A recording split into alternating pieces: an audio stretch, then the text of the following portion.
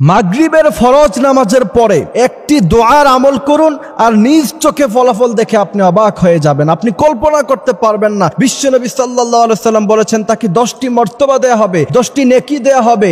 যদি তার বস্তিতে আগুন ধরে যায়, সমস্ত ঘর বাড়ি যদি পুড়ে যায়, আল্লাহ পাক নিজ কুদরত দ্বারা তারটা হেফাজত করবে। মুমিনের পাওয়ারটা আসলে কোথায়?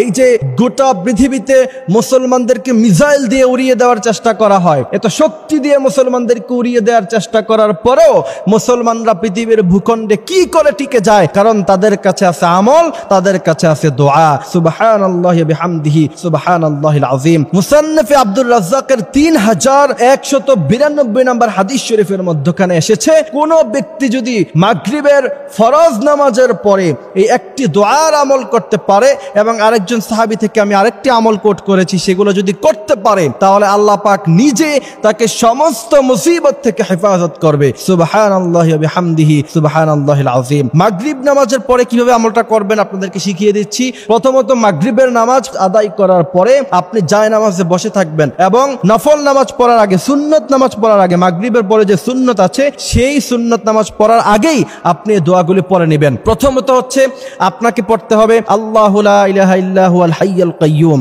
লা তাখুযুহু সিনাতু ওয়া লা নাওম লাহু মা ফিস সামাওয়াতি ওয়া মা ফিল আরদ। পুরা আয়াতুল কুরসি লা আখিরিল আয়াত পর্যন্ত অবশ্যই আপনাকে পড়তে হবে, কারণ নবী করিম সাল্লাল্লাহু আলাইহি সাল্লাম বলেছেন, যেই ব্যক্তি 5 ওয়াক্ত নামাজের পরে আয়াতুল কুরসি পড়ে সেই ব্যক্তি মৃত্যুর সাথে সাথে জান্নাত পেয়ে যায়। ওই ব্যক্তি মরে না, এই কারণে জান্নাতে যায় না। জান্নাতে যাওয়ার জন্য তার বাধা হচ্ছে শুধুমাত্র মৃত্যু। মৃত্যুর সাথে সাথে আল্লাহ পাক তাকে জান্নাত দিয়ে দিবে যে ব্যক্তি 5 ওয়াক্ত নামাজের সালামের পর আয়াতুল কুরসি পড়ে। দ্বিতীয় নম্বরে লা ইলাহা ইল্লাল্লাহু ওয়াহদাহু লা শারীকা লাহু লাহুল মুলকু ওয়া লাহুল হামদু ওয়া আলা কুল্লি শাইইন কাদির। এতটুকু পর্যন্ত আপনি পড়লে ইনশাআল্লাহ আল্লাহ পাক আপনাকে অনেক কিছু প্রতিদান আল্লাহ পাক আপনাকে দিবে। তার সাথে আরেকটি দোয়া অ্যাড করতে পারেন। একবার এক সাহাবা রাদিয়াল্লাহু তাআলা আনহুকে অন্যান্য সাথীরা বললেন, হে ভাই, আপনার বস্তিতে আগুন লেগেছে, আপনার ঘর তো পুরো সারকার হয়ে গিয়েছে, মাসাকার হয়ে গিয়েছে। ওই সাহাবী বলছেন, না, অসম্ভব, আমার ঘর পড়তে পারে না। তাকে তৃতীয়বার ইনফরমেশন দেওয়ার পরেও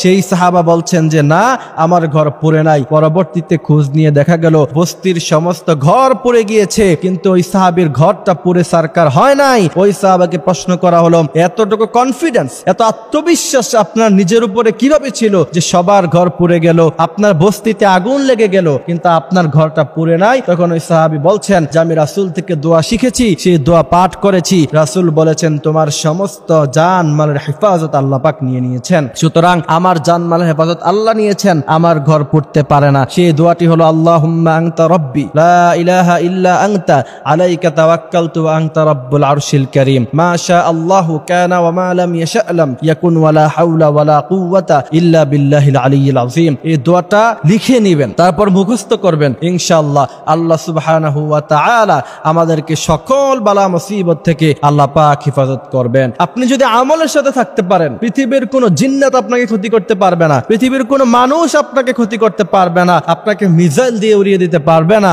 আপনাকে বুমিং করে বোম দিয়ে আপনাকে ধ্বংস করতে পারবে না। কারণ মুসলমানের দোয়ার পাওয়ার হলো পৃথিবীর মধ্যে সর্বোচ্চ পাওয়ার। এই জন্য প্রিয় ভাইরা আমার, আল্লাহ পাক আমাদেরকে কথাগুলি বোঝার, মানার তৌফিক দান করুক। আমিন।